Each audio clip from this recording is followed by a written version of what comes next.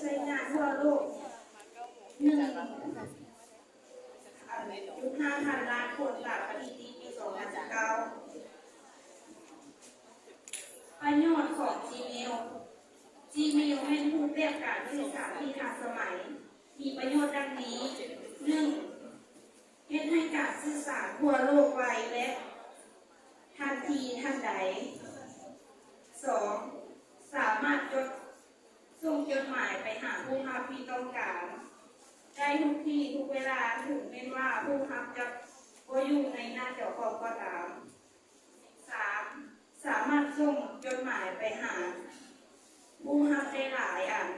ในเวลาเดียวกันโดยที่ไม่ต้องเสียเวลาเพื่อละคน 4. ช่วยประหยัดเวลาในการเดินทางเพื่อส่งจดหมายไปยังตู้ไปรษณีย์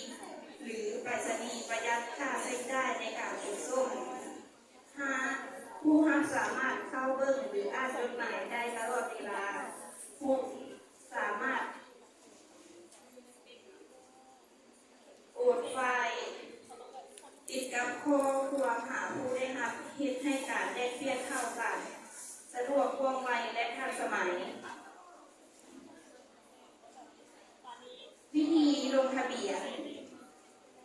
1. ดาวน์โหลดแอป Gmail ในอุปกรณ์ iOS หรือ Android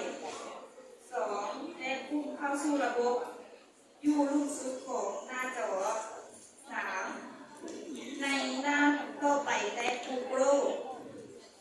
4. เมื่อถึงเตือนและสุดต่อเพื่อหน้า ป๊อปอัพ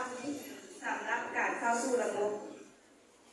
5. ปฏิบัติตามขั้นตอนเพื่อเข้าสู่ระบบของท่านใส่ที่อยู่ Gmail และรหัสผ่านจากนั้นแต่หน้าจอต่อไปสามารถกดเบิ่งก่อนที่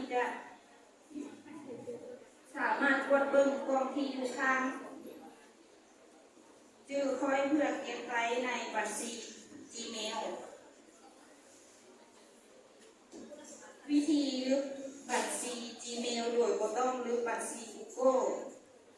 สิ่งสำคัญเพื่อลึกบัญชี Gmail โดยบ่ต้องลึกบัญชี Google จะต้องมีที่อยู่อีเมลอื่นๆที่เกี่ยวข้องกับบัญชี 1. ไปที่บัญชี Google 2. เลือก Data และ Private อยู่เบื้องซ้าย 3. เลื่อนลงไปหาข้อมูลจากแอปและบริการที่ท่านใช้ 4. เลือกลบการบริการ Google 5.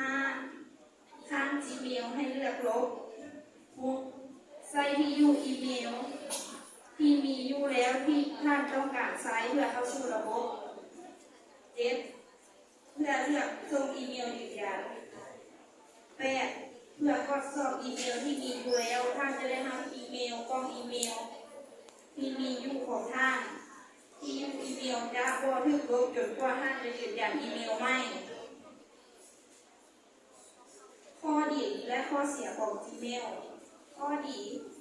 เป็นการบริการฟรีบ่ได้เสียค่าใช้จ่ายมีพื้นที่เก็บรักษาขนาดใหญ่มีเครื่องมือจำนวนหลายที่เอามาปรับแต่งเฮ็ดให้การจัดการ Gmail ง่ายขึ้นสามารถนำใช้บริการต่างๆของ Google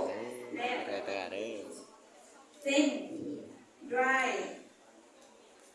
Document YouTube รูปภาพห้องเรียนและอื่นๆมีระบบความปลอดภัยที่ดีเลิศ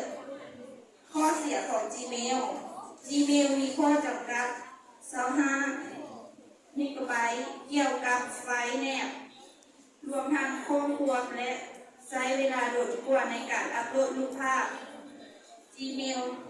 ยังให้อัปโหลดเพื่อรับรูปภาพเท่านั้นสรุปแล้ว Gmail เป็นการบริการที่มีประสิทธิภาพใช้ง่ายปลอดภัยเหมาะกับการใช้ในชีวิตประจำวันบ่ว่าจะเป็นการศึกษาการเฮ็ดเวียกหรือการสื่อสารส่วนตัวถึงว่าจะมีข้อจำกัดบางอย่าง Gmail ยังเป็นทางเลือกที่ดีสำหรับผู้ใช้ทั่วโลกและครบถ้วนโดยเฉพาะเมื่อนำใช้กับระบบของ Google ที่สมบูรณ์ Google ยังได้กลายเป็น เป็นส่วนหนึ่งของห้องการทั่วโลกเฮ็ดให้สมาชิกของชุมชนทั่วโลกสามารถติดต่อกันผ่านคอมพิวเตอร์โทรศัพท์มือถือได้ทุกวันทุกเวลา